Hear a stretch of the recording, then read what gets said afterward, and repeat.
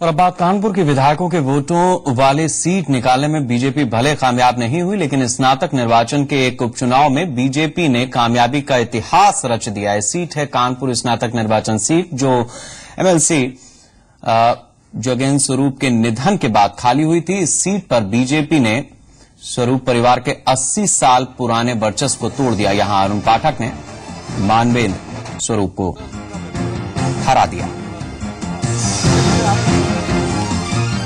सीधे रुक करेंगे कानपुर से। हमारे संवाददाता इस समय हमारे साथ जुड़े हुए हैं, आरएन अग्रवाल।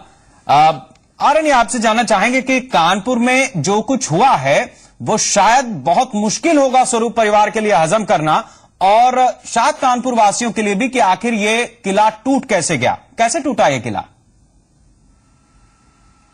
देखिए शेखर, लखनऊ में जो चुनाव हुए हैं वो चुने हुए जिन प्रतिनिधियों ने वोट दिए उनका अपना कमिटमेंट रहता है, लेकिन यहाँ पर जो चुनाव हुआ है वो आम मतदाताओं ने वोट दिया है। फर्क इतना होता है कि स्नातक यानी जो ग्रेजुएट्स होते हैं वही वोट करते हैं, लेकिन जनता के बीच से वोट होता है। तो इससे एक बात साबित हो जाती है कि यहाँ पर आज भी मोदी लहर का प्रभाव दिखता है। लेकिन दूसरी बात मैं और कहना चाहूंगा कि मानवेंद्र की हार और अरुण पाठक की जीत शायद कई रंगों की स्याही से लिखी गई है। कई कारण यहाँ पर जुटे। इसमें सबसे महत्वपूर्ण कारण यह था कि 36 संस्थान है इस स्वरूप परिवार के, शैक्षणिक संस्थान 36 कॉलेज है पूरे यूपी में, और उससे इनका बहुत फर्क पड़ता है। उनका जो कर्मचारी है, जो शिक्षक है, जो गैर शैक्षणिक स्टाफ है, वो सब वोट करता है और वही इलेक्शन मैनेज करता है। और यही वजह थी कि पिछले 80 साल से ये यहाँ पे चुनाव जीतते आ रहे थे।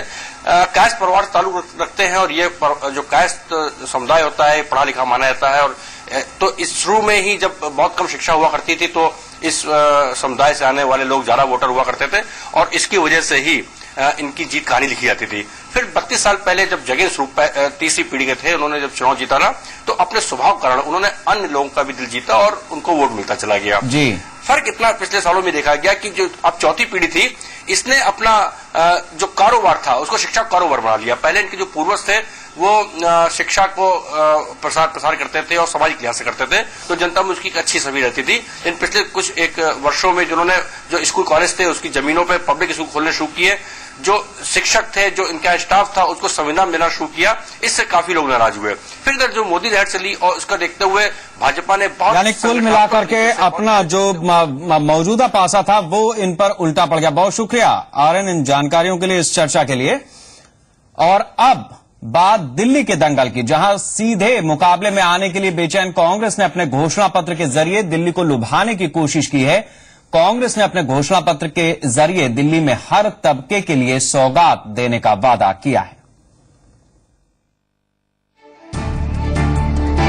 सस्ती बिजली, वाईफाई से लैस शहर, स्वच्छ यमुना के साथ बहुत कुछ। दिल्ली के दंगल में मुख्य मुकाबले में आने के लिए जद्दोजहद कर रही कांग्रेस पार्टी का ये चुनावी घोषणा पत्र है, जिसे पार्टी ने जारी कर दिया है। ये पहली मर्तबा है कि कांग्रेस का मैनिफेस्टो जो है वो 2 फॉर्म में आएगा। आज मैनिफेस्टो का पार्ट 1 है, इसलिए हम पूरा का पूरा एक रोड मैप तैयार करने के बाद ही दिल्ली के लोगों से वायदा कर रहे हैं कि हम क्या करेंगे।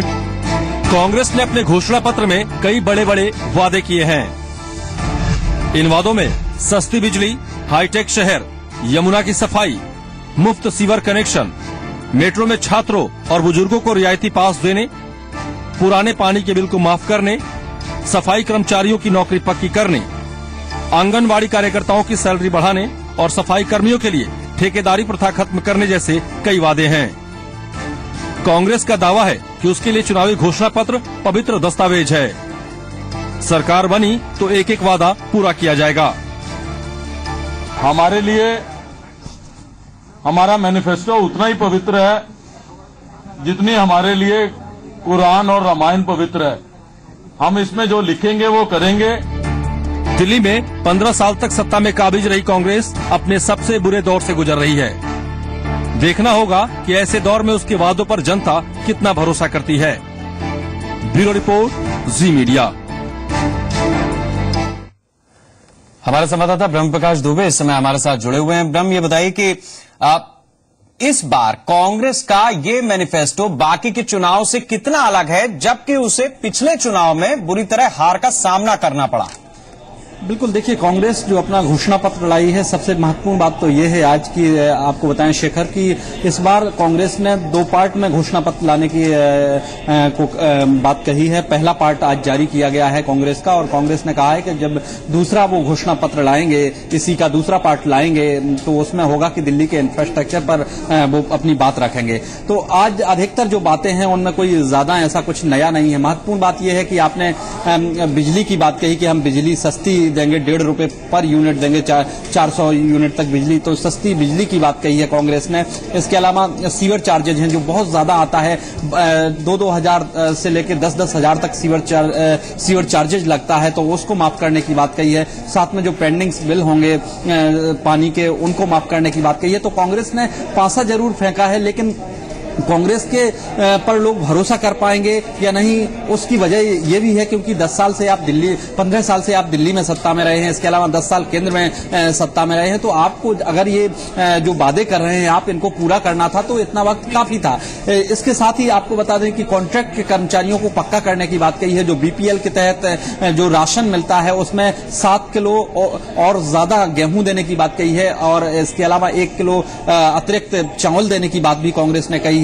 तो कांग्रेस ने वादे तो जरूर किए हैं, वही वादे हैं अधिकतर जो पहले कहते रहे हैं। महत्वपूर्ण बात यह है कि इस बार उससे 2 कदम आगे बढ़कर कांग्रेस ने कुछ और वादे किए, जैसे मेट्रो में पहली बार है कि उन्होंने कहा है कि सीनियर सिटीजन और स्टूडेंट को पासेज उपलब्ध कराए जाएंगे, कंसेशन पर पासेज उपलब्ध कराए जाएंगे। तो ये कांग्रेस ने दाव चला है। लेकिन जिस तरह से कांग्रेस की स्थिति बनी है, आपने देखा होगा आज जो मैनिफेस्टो जब जारी हुआ उसकी जो तस्वीरें हैं उसमें शीला दीक्षित कहीं नजर नहीं आई, जबकि आप उनके 15 साल के कामों को गिना रहे हैं। उपलब्धियों में आज कांग्रेस ने बहुत कुछ गिनाया अपने मैनिफेस्टो में जब उन्होंने जो घोषणा पत्र की, लेकिन शीला दीक्षित कहीं नजर नहीं आई। जब हमने सवाल पूछा उनसे तो उस पर वो गोलमोल जवाब कांग्रेस का आया। तो कहीं ना कहीं जो अंदरूनी राजनीति है वो भी निकल करके सामने। और इसके अलावा एक चीज और लग रही है, जब गली गली का मैनिफेस्टो तैयार कर रही है पार्टियां, तो उसमें 2 हिस्सों में बांट करके और मैनिफेस्टो को सामने रख देना, ऐसा लगता है कि कांग्रेस में अभी भी थोड़ा सा जो काम करने की शिद्दत है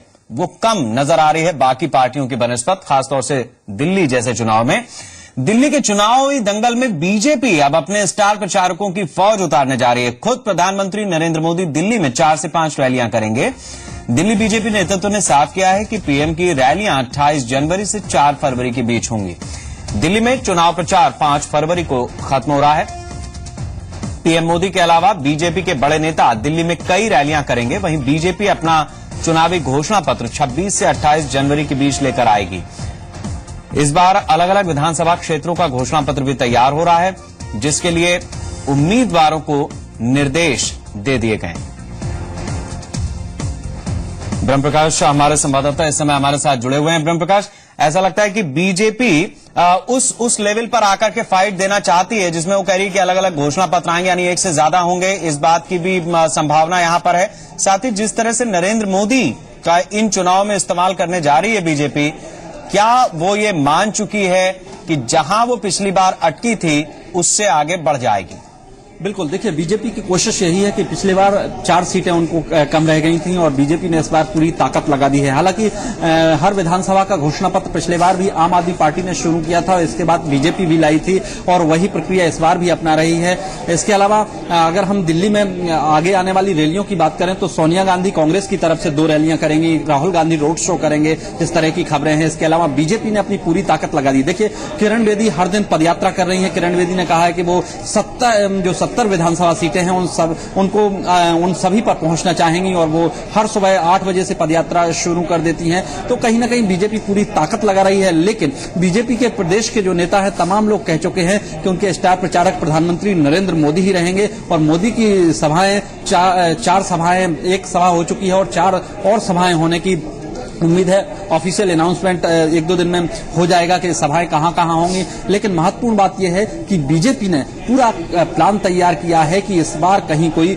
कमी न रह जाए। यही वजह है कि किरण बेदी अलग पदयात्राएं कर रही हैं, प्रधानमंत्री अलग करेंगे। इसके अलावा 40 बड़े चेहरे उतारे जाएंगे जिसमें हेमा मालिनी भी होंगी, विनोद खन्ना भी होंगे, फिल्म इंडस्ट्री से भी लोग होंगे। इसके अलावा जो बड़े नेता हैं और कई राज्यों के मुख्यमंत्री, हरियाणा के मुख्यमंत्री, मध्य प्रदेश के मुख्यमंत्री और जो दूसरे राज्यों के मुख्यमंत्री हैं, बीजेपी शासित राज्यों के मुख्यमंत्री हैं, वो भी आकर प्रचार करेंगे। तो बीजेपी कोई कोर कसर नहीं छोड़ना चाहती है, क्योंकि बहुत नजदीकी अंतर से बीजेपी पिछले बार के चुनाव में रह गई थी अपनी सरकार बनाने से। इस बार पूरी तैयारी के साथ मैदान में उतर रही है। हालांकि कांग्रेस भी इस मुकाबले को त्रिकोणीय बनाने की कोशिश कर रही है। हालांकि अधिकतर कांग्रेस ब्रह्मप्रकाश, अब देखना होगा न घोड़ा दूर न मैदान, और ये सिलसिले तो लगातार चलते रहेंगे। बहुत शुक्रिया इन तमाम जानकारियों के लिए, इस चर्चा के लिए। नई दिल्ली के कांग्रेस उम्मीदवार किरण वालिया अब एक और आरोप के साथ मोर्चे पर आ गए हैं। किरण वालिया ने आरोप लगाया कि आम आदमी पार्टी के नेता अरविंद केजरीवाल ने अपने नामांकन में घर का पता झूठा बताया है। वालिया ने साफ किया कि अगर चुनाव आयोग इस पर कार्रवाई नहीं करता तो कोर्ट का दरवाजा वो खटखटाएंगे। आपको बता दें कि कल किरण वालिया ने केजरीवाल पर एक मुकदमे की जानकारी छिपाने का आरोप लगाया था।